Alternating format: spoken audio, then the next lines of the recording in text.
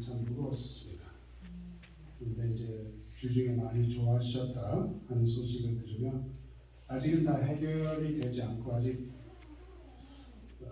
뭐가 정확히 뭐가 문제인지 모르지만 지금까지 인도하신 하나님께 감사드립니다.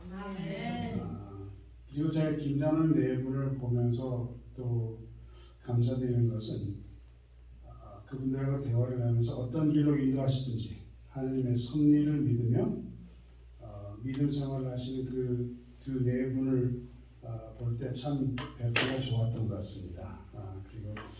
그리고 제가 김장로님 대회를 방문하면서 제가 이제 깨달음이 왔는데 인사가 많이 늦은 걸 압니다. 근데 저희 어머니가 그 병원에 입원하셨을 때 성도님들께서 많이 방문해 주신 거 정말 감사드립니다. 정말 감사드립니다. 우리 파라다이스 교회는 주님의 은혜와 사랑을 잘 표현하는 교회인 것 같습니다. 그래서 많은 분들이 김장로님을 방문해 주시고 또 끊임없이 기도해 주심을 감사드립니다. 오늘 저희 교회 방문해 주셔서 하나님의 성령의 인도하심에 따라 좋은 안교 말씀을 주신 장로님 여러분께 감사드리고 또 오셔서 특장까지 해주신 집사님에게도 감사 말씀을 드립니다. 그리고 제가 이걸 가끔가다 인사를 드리고 가끔가다 인사 안 드리는데 항상 주기적으로 정기적으로 꼭 이 안식일날 예배를 참석해 주신 우리 교원님들 감사드립니다. 정말 기도하겠습니다. 아버지 하나님, 저희들 이 시간 주님의 말씀을 펴서 볼 때 저희들이 그냥 토요일날 모여서 형식적인 예배가 되지 않게 도와주시고 주님의 성령을 통해서 저희들에게 말씀해 주셔서 저희들이 진정으로 주님을 만나는 경험을 할 수 있게 도와주시고 주님의 말씀이 저희 마음속에 살아있는 말씀이 되게 도와주시기를 예수 그리스도 이름으로 기도합니다. 아멘.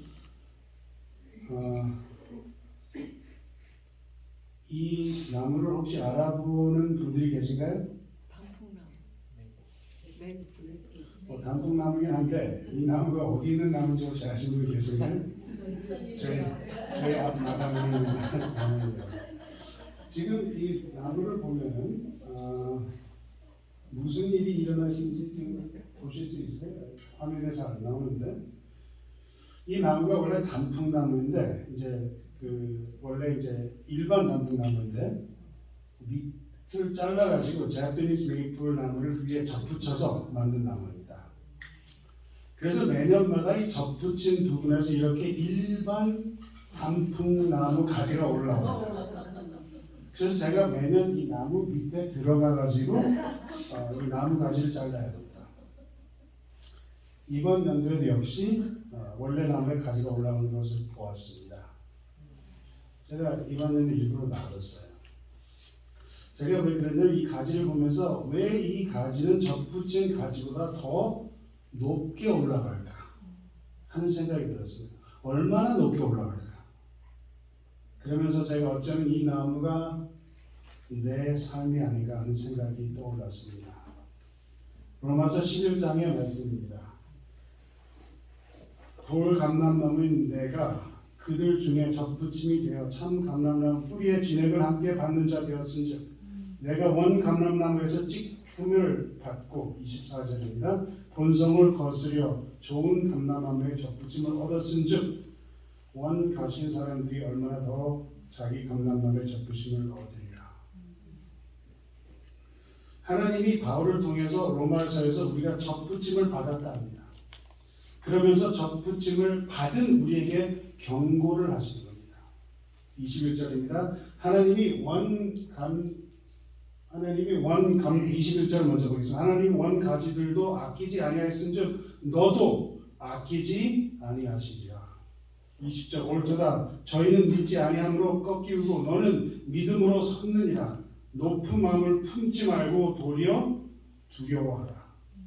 그러므로 하나님의 인자와 어미를 보라. 넘어진 자들에게는 어미가 있으니 너희가 만일 하나님의 인자에 거하면 그 인자가 너에게 있으리라. 그렇지 않으면 너도 찍히는 바 되리라.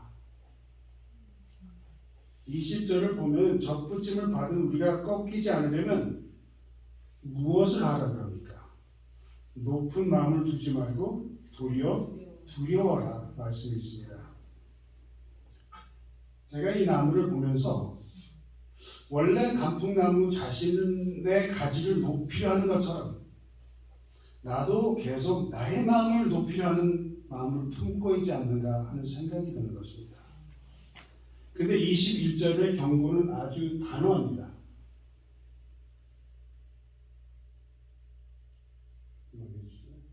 21절 경고는 아주 단호합니다. 하나님의 원 가지도 아끼지 아니하였은즉 너도 아끼지 아니하리라. 21절 마지막 부분입니다. 22절 마지막 부분입니다. 이게 잘 안 되는데요. 넘어갑니다. 오케이. 21절 마지막 부분. 그러지 않으면 너도 찢기는 바 되리라. 이것이 어떤 면을 보면 재림교인들은 재림을 준비한다는 자들입니다. 즉 세상의 마지막을 준비하는 자들로서 여기서 묘사된 표현은 어쩌면 우리에게는 악몽이 아닌가 싶습니다. 내가 준비되지 않아 찍혀진다. 마태복음 13장입니다.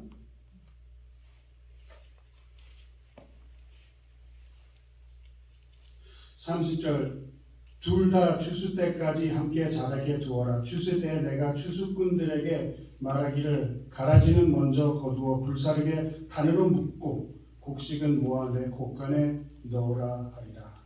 요한복음 15장의 말씀입니다.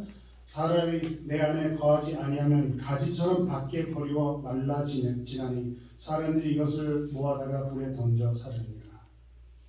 우리에게 익숙한 말씀들이죠. 근데 우리에게 이런 경고뿐 아니라 우리가 잘 아는 이러한 말씀도 있습니다.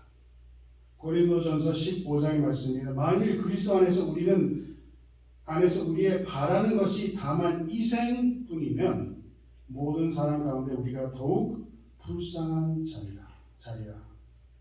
이 성경 구절은 부활의 소망에 관한 말씀입니다. 그러나 여기서 조금 바꿔서 생각을 하면 만약 우리가 그리스도의 삶에서 진정한 삶을 살지 못하고 우리 삶이 바라는 것이 이루어지지 못하면 즉 재림을 고대하는 백성이라 하며 재림 때 참 감람남의 삶을 살지 못한 것으로 판단이 되어 우리가 끝에 가서는 잘리고 밖에 버려지고 모아져서 불에 던져 버려진다 하면 우리가 더욱 불쌍한 자라는 것입니다. 저희 아버지는 85세 때 돌아가셨습니다. 식생활 절제를 많이 하셨어요. 육수도 만약에 고기 국물이 들어가면 좋아하지 않으셨어요. 블루존 생활을 하셨습니다. 그런 걸 생각하면 조금 일찍 돌아가신 셈이죠. 여기는 블루존에 사는 분들의 평균 연령이 88세라고. 그래서 저희 아버지는 좀 일찍 돌아가셨어요. 저희 친할아버지는 술을 마시고 담배를 피우시고 이런 파이프 옛날 그 긴 파이프 있죠. 절제하는 생활을 살지 않으셨는데 80에 돌아가셨어요. 저희 외할아버지는 술도 드시고 담배는 나중에 끊으셨지만 절제하신 생활 안 하셨는데 92세까지 사셨어요. 만일 그리스도 안에서 우리의 바라는 것이 다만 이 생뿐이면 모든 사람 가운데 우리가 더욱 불쌍한 자입니다. 이런 면으로 생각하면 저희 아버지의 삶이 더욱 불쌍한 삶이라고 생각할 수 있습니다. 그러면 어떻게 우리가 불쌍하지 않게 우리 구원을 확실하게 얻을 수 있을까요?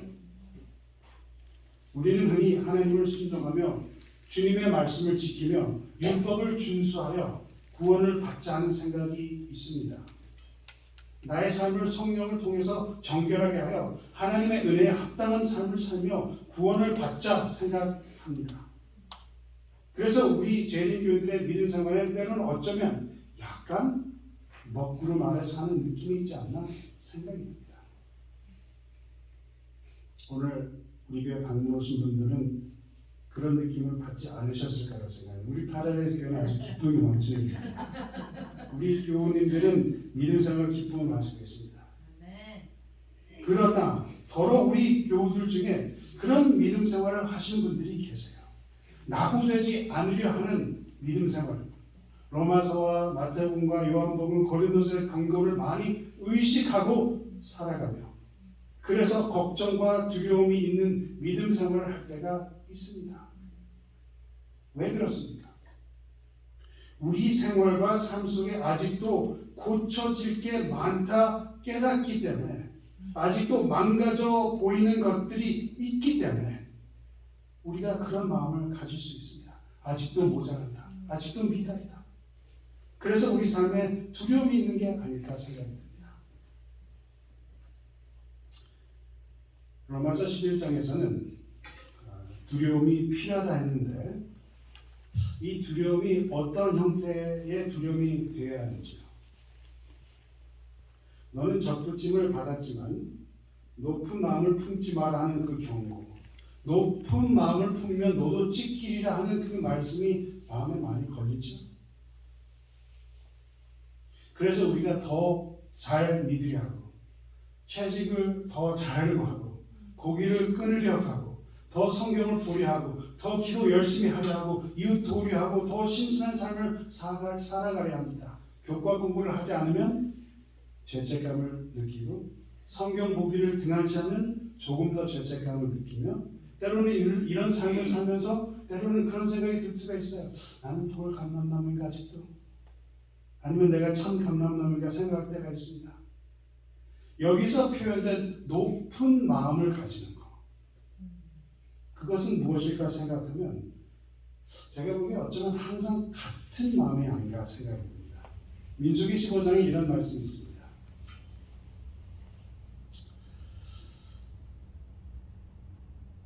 이스라엘 자손이 광야에 거할 때 안식일에 어떤 사람이 나무한 것을 발견한지라.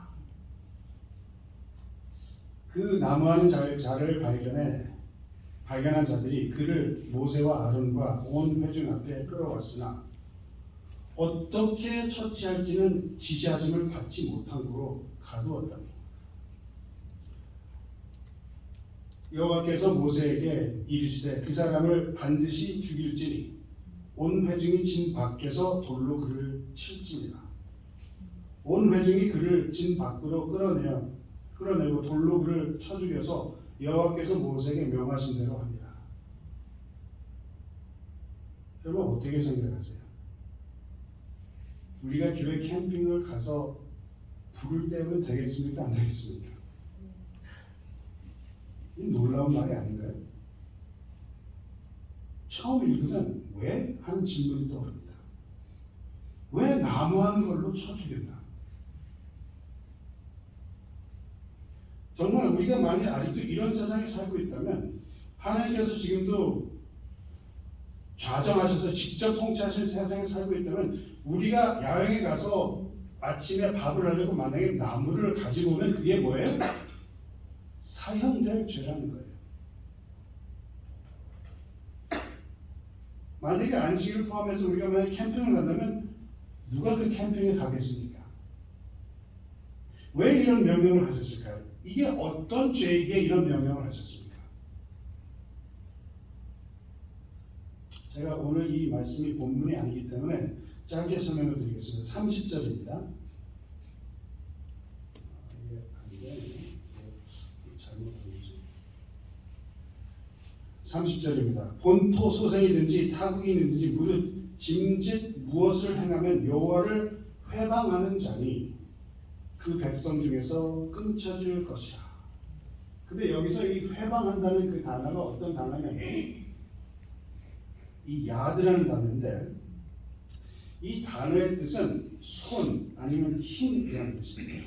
즉 자기 손을 들어서 여호와를 대적하는 행위를 하면 그 무엇이든지 그 백성 중에서 끊어질 것이라. 손을 들어 하나님을 대적하는 것, 하늘을 향해 우리 손을 높이는 것, 그것이 치명적인 죄라는 것이에요. 근데 이 안식일 사건을 보면 이미 출애굽기 16장에서 경고를 주십니다. 만나 일이죠. 제7일에 백성 중 거들어 나갔다가 얻지 못하니라. 여호와께서 모세에게 이르시되 어느 때까지 너희가 내 계명과 내 율법을 지키지 아니하리냐. 16장에 경고를 주시고 20장에 십계명을 주시고 경고를 여러 번 한 후에 그래도 자신의 생각, 자신이 옳다, 나의 사상, 나의 생각을 버리지 못하는 그 삶, 즉 자아를 버리지 못하는, 즉 그것이 높이는 마음을 품는다는 것입니다. 그것이 죄라는 것입니다. 항상 죄라는 개념, 이해는 같은 것 같지 않은가, 같은 게 아닌가 싶습니다. 하와가 하나님께 죄를 범했을 때 자신이 판단하여 자신이 옳다고 과실을 보니까 먹음직하다 판단을 해서 자신이 옳다는 생각을 했을 때 죄가 된 것입니다. 만약 우리가 접붙임을 받았지만 계속 자아를 버리지 못하고 이 사진에 사진 안 찍어놓은 것 같은데 이 사진에 나오는 이 나무 가지처럼 이렇게 계속 올라오면 우리의 미래는 잘리고 밖에 버려지고 모아져서 불에 던져버린다는 것은 만약 우리에게 그런 일이 생긴다면 아까 바울이 고린도전서 15장에 묘사한 것 같이 우리가 모든 사람 가운데 더욱 불쌍한 자가 될 수 있다는 것입니다.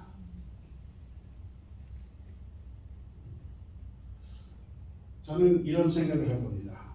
제가 전에 이런 말씀을 드렸죠. 사무엘 7장을 보면 다윗이 나단과 하나님의 성전에 대해서 상의를 합니다. 그러니 나단이 뭐라고 답을 했다고 제가 말씀드렸죠. 여호와께서 왕과 함께 계시니 무릇 마음에 있는 바를 행하소서 축복을 주는 겁니다. 근데 우리가 다윗의 삶을 나단의 답으로 비교해서 보면은 나단의 답이 논리적으로 맞는 것처럼 보여요. 사무엘상 10장을 보면 지금 왕의 나라가 길지 못할 것이라 여호와께서 왕에게 명하신 바를 왕이 지키지 않았으므로 여호와께서 그 마음에 맞는 사람을 구하여 그 백성의 지도자를 삼으셨느니라 하고 그 말이 무슨 말이에요? 사무엘상이죠. 아까 제가 사무엘하 7장 말씀이고 그 다음에 이 말씀이 어떻게 신약에 와서 확인이 됐습니까? 사도행전 13장에 패하시고 다윗을 왕을 세우시고 증거하여 가라사대 내가 이세 아들 다윗을 만나니 이 내 마음에 뭐예요? 합한 사람이라 내 뜻을 다 이루게 하리라 하시더라. 그러면 다윗을 보면 이치적으로 나단이 봤을 때 그 시점까지 봤을 때 하나님의 성전을 짓기에 마땅한 사람이 아닌가 싶어서 나단이 다윗에게 그런 말을 하지 않았을까 생각합니다. 그러나 어떤 일이 일어났어요? 그날 밤에 하나님이 나단에게 와서 나의 생각은 인간의 생각과 차이가 있다는 것을 말씀을 해주시는 것입니다. 왜 그러십니까? 물론 과거의 말씀을 옆에서 이제 28장에서 말씀하시지만 다윗의 삶에서 다윗이 크나큰 과오를 범합니다.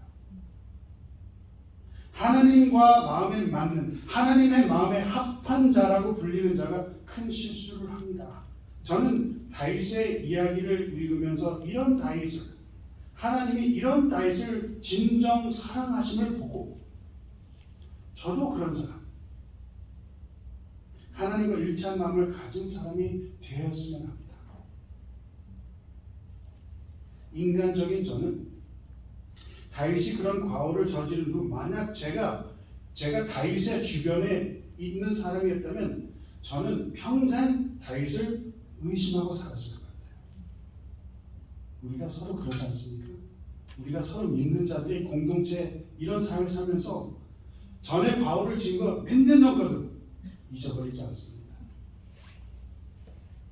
제가 집사를 임신했을 때 이야기 드렸죠. 파인애플 안 사고 지금도 기억하고 있어요. 제 아들이 27살 됩니다. 저는 성경에 여러 사람들을 의심했을 것 같아요. 바울 같은 사람 평생 의심했을 것 같아요. 바울은 본인이 인정하는 살인자였습니다. 살인자였어요. 스데반을 살인했을 때 그 살인하는 유대인들을 말리지 않고 그 유대인들의 증인으로서 그 옆에 서 있었고 또 다메섹으로 가면서 그리스도에 대한 악심을 품고 간 사람입니다. 저는 이런 사람을 하나님께서 불러주셔서 신약의 큰 부분을 맡기시고 돌 감람나무인 이방인들에게 참 감람나무로 되기 위해 인도하는 일을 바울에게 맡기셨다는 것. 저는 그 옆에 만약에 있었다면 평생 바울을 의심했던 사람이 됐지 않았을까 그런 생각이 들어요. 그러나 하나님은 그런 바울을, 그런 다윗을 평생 어떻게 하셨어요? 믿어주셨다는 거예요. 우리는 과연 하나님의 마음과 하나님의 이해성과 일치하는 삶을 살고 있는지, 우리가 우리 삶에서도 우리를 향한 하나님의 뜻을 정말 잘 아는지 저는 그게 궁금합니다. 이사야서 55장 말씀입니다. 우리가 잘 아는 말씀이죠. 여호와의 말씀에 내 생각은 너의 생각과 다르다. 내 길은 너의 길과 달라서 하늘이 땅보다 높은 것이 내 길은 너희 길보다 높으며 내 생각은 너희 생각보다 높으니라. 지금 이 이사야의 말씀이 무엇을 전제로 이런 말씀을 하시는지 아시나요? 8절 9절에 앞서서 나오는 1절부터 골라서 7절까지 봅니다. 너희는 목마른 자들아 물로 나오라. 돈 없는 자도 오라. 너희는 와서 사 먹되 돈 없이 값 없이 와서 포도주의 젖을 사라. 너희가 어찌하여 양식하는 것을 위하여 은을 달아주며 배부르게 못할 것을 위하여 수고하느냐. 나를 청종하라. 그리하면 너희가 좋은 것을 먹을 것이며 너의 마음이 기름진 것으로 즐거움을 얻으리라. 너희는 귀를 기울이고 내게 나와 들으라. 그리하면 너희가 영원에 살리라.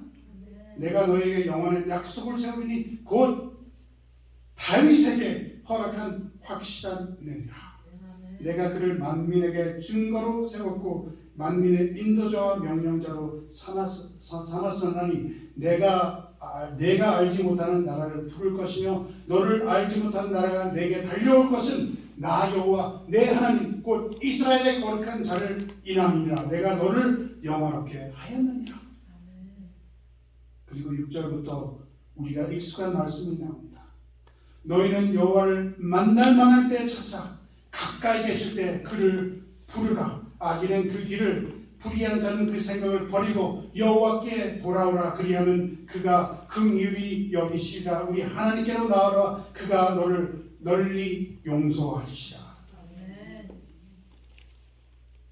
여러분, 용서, 회복, 값없이 대가 없이 주시는 은혜에 관한 구절입니다. 죄 지은 자에게 하나님의 확실한 은혜를 밝히는 구절입니다. 저는 3절을 보면은 이 3절을 읽으면서 가슴이 벅차며 너는 귀를 기울여가면서 누구에게 곧 다윗에게 허락한 확실한 은혜니라. 곧 다윗에게 허락한 은혜. 일부러 다윗을 언급하신 게 아닐까? 하나님은 죄를 감추진 않으십니다. 죄를 감추지 않으시며 오히려 확실한 은혜로 더 표현하시는 것입니다. 우리의 생각은 하나님의 생각과 다릅니다.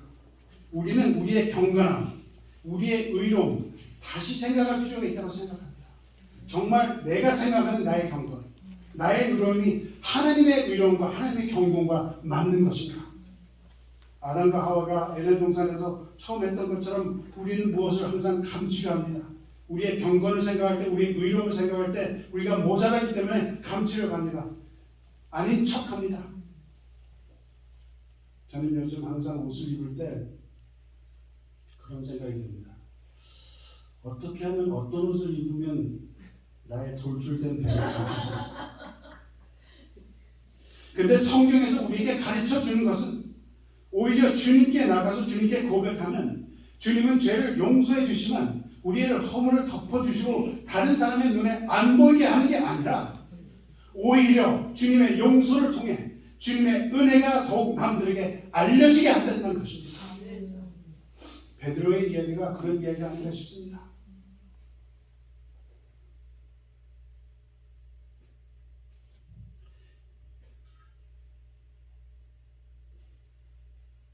이 구절 안 들었네. 베드로는 예수님을 부인한 후에 예수님은 3번 내가 나를 사랑하느냐는 질문하십니다. 이미 용서해 주셨잖아요. 그렇죠? 이미 용서해 주셨지만 이미 주어진 용서를 통해 내 양을 먹이라. 주님의 은혜를 더욱 알리라 하는 직분을 맡겨주시는 것입니다. 누가복음 7장입니다. 예수께서 대답하여 가르치되 시몬아 내가 내게 이를 말이 있다 하시니 저가 가로되 선생님 말씀하소서. 가라사대 빚 주는 사람에게 빚진 자가 둘이 있어 하나는 500데나리온을 졌고 하나는 50데나리온을 졌는데 갚을 것이 없으므로 둘 다 탕감하여 주었으니 둘 중에 누가 저를 더 사랑하겠느냐. 시몬이 대답하여 가로되 제 생각에는 많이 탕감을 받은 자입니다. 가라사대 내 판단이 옳다 하시고.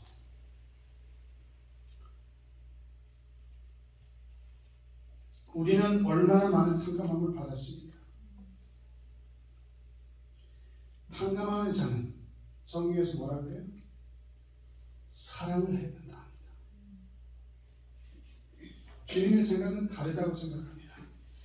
죄를 용서해 주시고 이제는 나의 죄를 걱정하고 나의 의로움을 걱정하며 나의 자신의 구원에 대해서 염려하는 삶을 사는 것을 원치 않으신다는 것입니다. 성도님, 죄 용서 받으시고 싶으세요? 구원에 대해서 더 이상 의문이 없고 확신하게 사시고 싶으신가요? 제가 오늘 여기 비결을 알려드리겠습니다. 제가 말씀드리니까 의심되죠 벌써. 제가 오늘 비결을 확실하게 말씀드리겠습니다. 정말 구원에 대한 확신을 줄 수 있는 믿으시기 바랍니다. 47절을 보면 이러므로 내가 내게 말하노니 죄 많은 죄를 사하여 졌도다. 이는 저의 사랑함이 많음이라. 사함을 받은 일이 적은 자는 적게 사랑하느니라. 이미 이에 여자에게 이르시되 내 죄사함을 얻었느냐 하시니라. 어떻게 하면 죄사함을 받습니까? 저의 많은 죄가 사해졌다. 이는 저의 사랑함이 많음이라. 어떻게 하면 죄사함을 받나요? 사랑하면 됩니다. 탕감받은 자는 사랑을 해야 됩니다.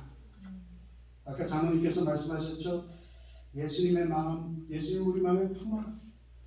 이 말씀 진리의 말씀입니다. 이미 구원을 주셨습니다. 구원에 대해서 더 이상 고민하시지 마시기 바랍니다. 믿으시기 바랍니다. 그러나 우리가 많이 탕감을 받았다면 많이 사랑하시기 바랍니다.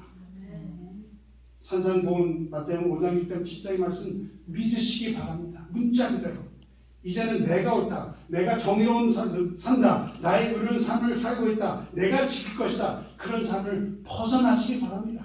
예수님은 우리의 제자된 삶, 우리의 그리스도인 삶에 말씀하실 때 우리가 경건을 이루어야 된다. 우리가 스스로 의로움을 얻어야 된다. 그런 말씀을 단 한 번도 하지 않으셨습니다. 예수님은 진정한 제자됨을 말씀하실 때 항상 사랑하라 말씀하십니다. 이것이 대정죄의 핵심입니다. 우리가 이야기하는 대정죄의 핵심이라는 안식일이 왜 핵심이 되어야 합니까? 우리가 안식일을 어떻게 지켜야 합니까? 성화라는 것은 한마디로 하면 하나님을 닮는다는 것입니다. 예수님의 마음을 우리 안에 품는다는 것입니다. 하나님을 닮는 것. 빌립보서 2장의 말씀입니다. 그러므로 예수 안에 무슨 권면이나 사랑이 무슨 위로나 성령의 무슨 교제나 긍휼이나 자비가 있거든 마음을 같이하여 같은 사랑을 가지고 뜻을 합하여 한 마음을 품어 아무 일에든지 다툼이나 허영이나 하지 말고 오직 겸손한 마음으로 각각 자기보다 남을 낮게 여기고 각각 자기 일을 돌아볼 뿐더러 각 또한 각각 다른 사람들의 일을 돌아보라. 보아 나의 기쁨을 충만케 하라. 5절이죠. 너희 마음에 이 마음을 품으라. 곧 예수 그리스도의 마음이 그리스도 예수의 마음이니 그는 근본 하나님의 본체시나 하나님과 동등됨을 취할 것으로 여기지 아니하시고 오히려 자기를 비워 종의 형체를 가져 사람들과 같이 되었고 사람의 모양으로 나타내셨으며 자기를 낮추시고 죽기까지 복종하셨으니 곧 십자가에 죽으십니다. 하나님의 생각은 우리의 생각과 다릅니다. 교회를 오래 다닌 분들도 오히려 교회를 오래 다니셨기 때문에 본인 생각이 하나님의 생각과 일치하다 생각할 수 있습니다. 착각할 수 있습니다. 그래서 자신이 생각하는 경건, 의로움을 주장할 수 있습니다. 그러나 하나님의 경건, 하나님의 의로움은 내가 옳은 것을 주장하는 것이 아니라 누가 틀린 것을 주장하는 것이 아니라 내가 높이 올라가는 것이 아니라 다시 2절을 보면 마음을 같아야 같은 사랑을 가지고 뜻을 합하여 한 마음을 품어 아무 일에든지 다툼이나 허영으로 하지 말고 오직 겸손한 마음으로 각각 자기보다 남을 낮게 여기고 각각 자기를 돌아볼 뿐더러 또한 각각 다른 사람의 일을 돌아보며 나의 기쁨을 충만케 하라. 자기를 낮추어 죽기까지 복종하며 곧 십자가의 죽음까지 하는 것, 그것이 경건이라 말씀하십니다. 아까 로마서 11장으로 다시 가서 보면 같은 말이죠. 돌 감람나무가 참 감람나무 되는 은혜를 입었는데 누가 감히 높은 마음을 품는다는 것입니까? 근데 여기서 이 도리어 두려워하라 하는 말씀도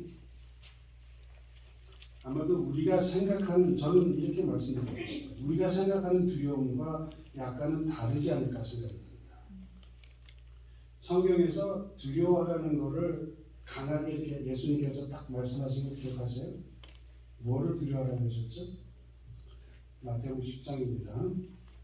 몸은 죽여도 영혼은 능히 죽이지 못하는 자를 두려워하지 말고 오직 몸과 영혼을 능히 지옥에 멸하시는 자를 두려워하라. 하나님만 두려워하라는 말이에요. 근데 약간 모순이 있잖아요.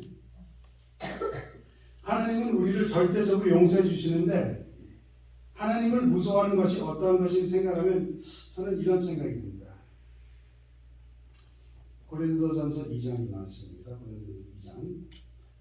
형제들아 내가 너희에게 나아가 하나님의 증거할 전함 때에 말과 지혜 아름다운 것으로 아니하였나니 내가 너희 중에 예수 그리스도의 그 십자가에 못 박히신 것 외에는 아무것도 알지 아니하기로 작정하였습니다. 내가 너희 가운데 거할 때 약하며 두려워하며 심히 떨었노라. 내 말과 내 전도함이 지혜에 권하는 말로 하지 아니하고 다만 성령의 나타남과 능력으로 하여 너의 믿음이 사람의 지혜에 있지 아니하고 다만 하나님의 능력에 있게 하였노라. 우리가 잘 아는 성경 구절이 있죠. 제가 안 올렸는데 여호와를 경외하는 것은 작은 구절이죠. 지혜의 근본이고 이라 거룩하지 자를 아는 것이 명철이라. 이것이 진정한 올바른 그리스도의 두려움이 아닐까 생각합니다. 그러면 사람을 두려워하지 않고 사람 앞에서 담대해지는 그러한 하나님의 올바른 두려움이 아닌가 생각이 듭니다. 내가 너희 중에서 예수 그리스도와 그의 십자가 못 박힌 것 외에는 아무것도 알지 아니하기로 작정하였습니다. 오직 그리스도와 그의 십자가에 못 박히신 것, 나는 약하고 나는 두려워하며 나는 심히 떨지만 그러나 예수 그리스도와 그의 십자가에 못 박히신 것 외에는 아무것도 알지 않기로 작정한 삶, 이것이 믿음으로 서서 높은 마음을 품지 않고 두려워하는 삶이 아닌가 싶습니다. 브레넌 매닝이라는 그 천주교 신부가 있는데 설교를 잘 하기로 알려진 신부이고 그 책 내용도 참 좋은 내용을 쓰신 분인데 그분이 이제 굉장히 은혜를 강조를 했어요. 강조를 해서 제가 읽지는 않겠습니다. 시간상.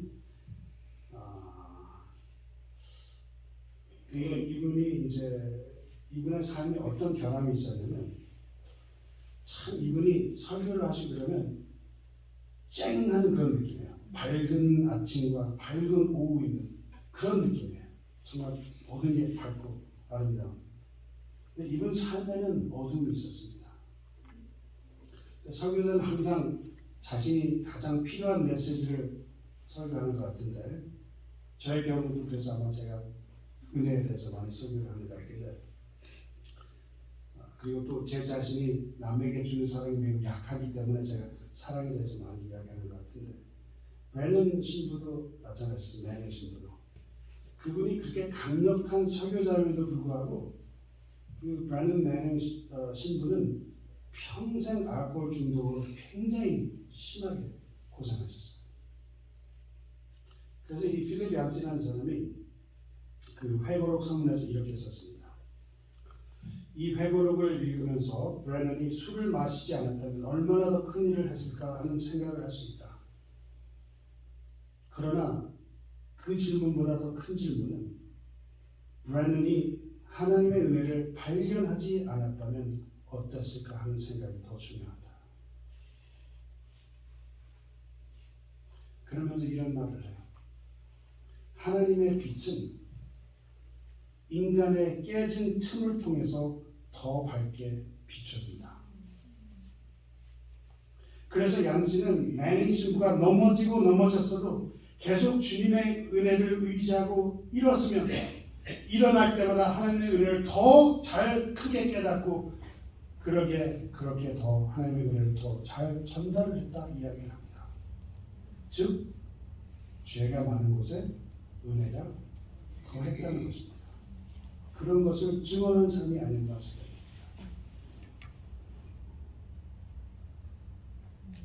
제가 생각할 때 우리 그리스도인 삶에 우리 모두에게, 어쩌면서 우리 모두에게 여러분들이 참 좋은 그리스도인이라고 저는 인정합니다. 그러나 우리 모두에게 아직도 이런 높임을 찾는 가지가 있지 않나 생각이 듭니다. 우리가 접붙임을 받았지만 아직도 우리의 본성이 계속 올라오는 그런 삶을 살고 있지 않나 생각이 듭니다.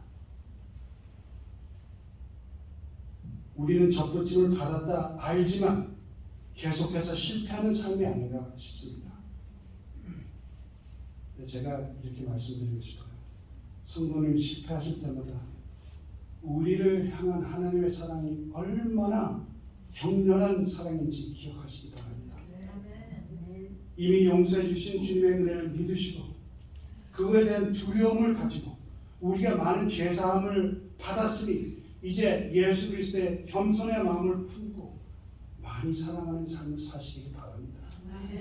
우리는 우리 스스로가 온전한 삶을 살기를 기다리지 말고 우리의 망가진 삶이지만 그런 삶에 있는 우리지만 주님께서는 우리를 확실히 불러주셔서 오히려 우리의 망가진 삶을 통해서 주님의 빛이 밝혀지는 삶을 살기를 원한다는 것을 기억하시고 우리의 깨진 틈을 통해서 주님의 빛이 더 밝게 바래진다는 그 믿음을 가지고 믿음 생활을 하시길 간절히 바랍니다.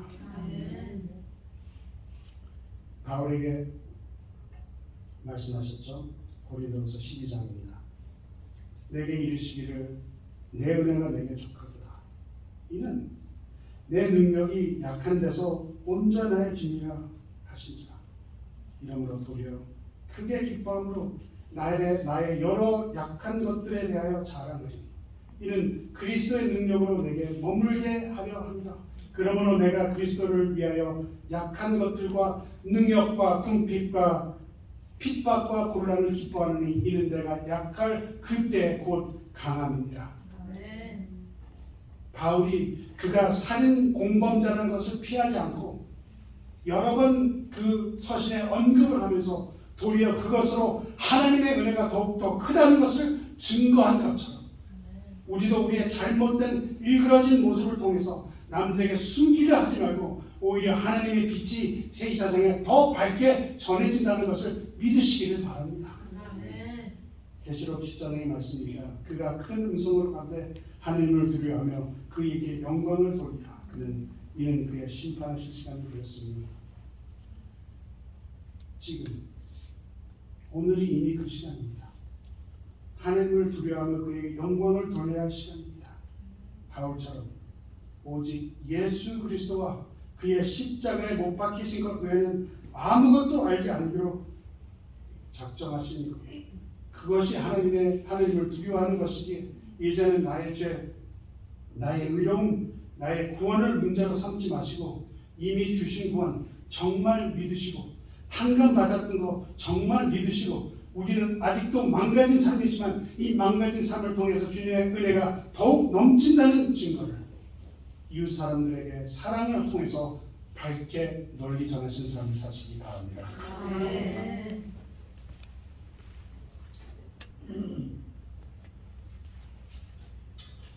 하늘에 계신 아버지, 저희를 진정으로 저희 삶을 포기할 수 있는 용기와 믿음을 허락해 주시기를 간절히 기도드립니다. 정말 그리스도와 십자가에 죽으신 그것만 우리 삶의 중심이 되게 하여 주시고 저희를 그러한 삶을 통해서 주님의 인자하신 화평하신 얼굴을 매일 뵐 수 있게 저희들 허락하여 주시고 그렇게 살아가면서 우리가 부족하고 미숙하고 모자라지만 주님의 사랑의 그 기쁨을 남들에게 꼭 전할 수 있게 주님 저희들 허락하여 주시기를 기도드립니다. 저희들 주님께서 기회를 주실 때 주님께서 기회를 주신다는 것을 깨닫게 하여 주시고 그 기회를 놓치지 않게 도와주시며 주님의 사랑을 널리 전하며 주님의 재림하실 때 참 감람나무로 주님 안에서 발견될 수 있는 저희들 되게 도와주시길 간절히 기도드립니다. 저희 가족이나 저희 구원에 대해서 더 이상 걱정하지 않게 도와주시고 주님의 섭리를 믿고 주님의 뜻을 믿게 하여 주시고 그 믿음을 가지고 이 기쁨으로 살아가면서 남들에게 전할 수 있게 주님께서 인도하여 주시기를 예수님 이름으로 기도합니다. 아멘.